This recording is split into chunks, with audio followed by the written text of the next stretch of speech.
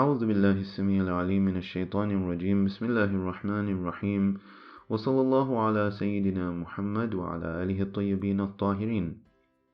So in this short video I'm just going to speak a little bit about some epistemological foundations that inform a lot of contemporary debates in modern Muslim or contemporary Muslim thought. Debates such as the nature of the Holy Quran, as the nature of the Sharia itself, issues such as pluralism and so on and so forth. And many a time the epistemological foundations that inform the different views that are proposed in these different debates are not usually spoken about in a clear manner. And while I will be generalizing a little bit in this video for the sake of simplicity and clarity, I think that that clarity is something that can help us to navigate through the different views and the different claims, and as such is something that is extremely valuable. Of course, as you know, in the field of philosophy there are many different views, but all of those different views in some way or another come down to the essential tensions that I hopefully will show in this video. So broadly speaking, the three types of epistemological foundation that we want to look at are the issues of objectivity, subjectivity, and relativity. And the objective worldview is something that is usually identified with traditional kind of scholars or traditional interpretations of Islamic ideas. And subjectivity is to do with the modern world,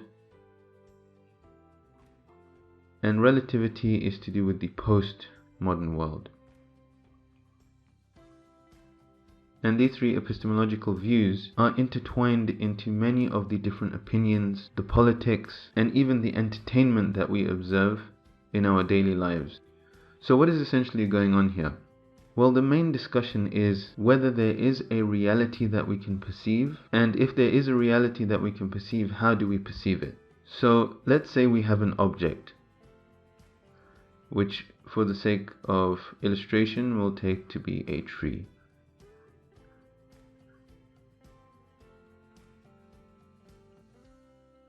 And then we have a subject, who is one of us.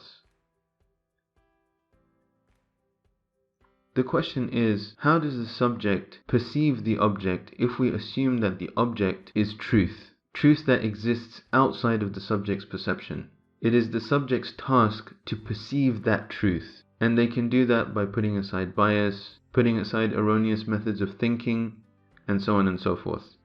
So if a person is able to do that, then they will be able to perceive the objective reality. This is what objectivity is about. And of course, many religious truths claim to be objective. They are not something that is dependent on the perspective of the subject. They are something that exists, and it is upon the subject to perceive them.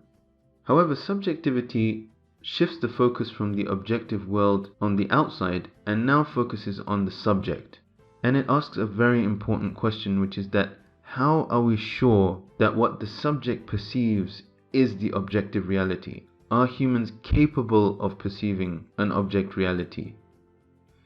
Is it the case that the objective reality and the subject are literally in two different bubbles? Or is there a soft barrier between them that can be broken through? And the limitations of the subject are something that are very important in academic discussions. Because of the nature of scholarly investigation, perceiving objective truths, especially when it comes to subjects like history, or a subject where there are a lot of different but yet valid and justified views, perceiving the objective truth in this case is something that is not so easy for the subject. So with this kind of view, the subject may perceive the object, but there are issues and problems that the person has to work through. But a kind of more extreme subjective view is that there is a firm barrier between the subject and the object. There is no way that the subject can truly perceive what the objective reality is. So this is, if you like, the spectrum that works in the discussion of the subject. And the third conception, which is that of relativity or relativism, builds off subjectivism. So you can see here also the kind of time movement with which these philosophies develop, the traditional, the modern, and the postmodern. So with the mind that there is this firm barrier between the subjective and the objective, the question then really becomes, is there really an objective reality or not? Or is everything simply perception? In the sense that different contexts give us different views of the truth.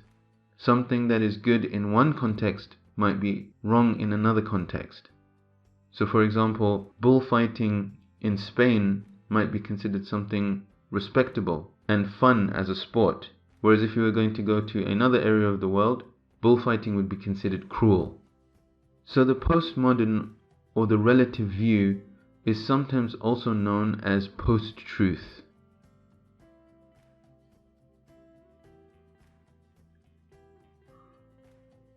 And this is something that is rife in our politics at the moment. And it is not the case that any of these epistemological foundations are completely false. And while the different groups of philosophers have gone to certain extents to talk about reality when it comes to all of these epistemological foundations, certainly something like relativism would be difficult to swallow in a religious milieu. And there are some implications of relativity that are even hard for relativists to accept. And the kind of slippery slope that relativism opens is one that has a number of difficult implications. But there are some Muslim scholars that have gone as far as relativism when they debate Islamic topics. And so it is important to be aware of these three epistemological foundations so that we can navigate through the different opinions. And like I said, all of the theories do have their merits, but when it comes on to religious knowledge, the vast majority of our scholars will stick with the issue of objectivity, and then the debates basically ensue between those scholars and the scholars that use different epistemological foundations. So inshallah, I hope that goes a little bit into explaining some of the epistemological foundations that are in contemporary thought, but also the epistemological foundations behind many different opinions that you will hear. So for example, if you hear the opinion that if it makes them happy, then that's the right thing to do, then that is a kind of relative statement. And without realizing, there is an epistemological presupposition that has been taken, and a position on reality that has also been taken. So inshallah, these are some things to think about, and perhaps in the future we'll have an opportunity to have a course on contemporary Islamic thought. وصلى الله على سيدنا محمد وعلى آله الطيبين الطاهرين.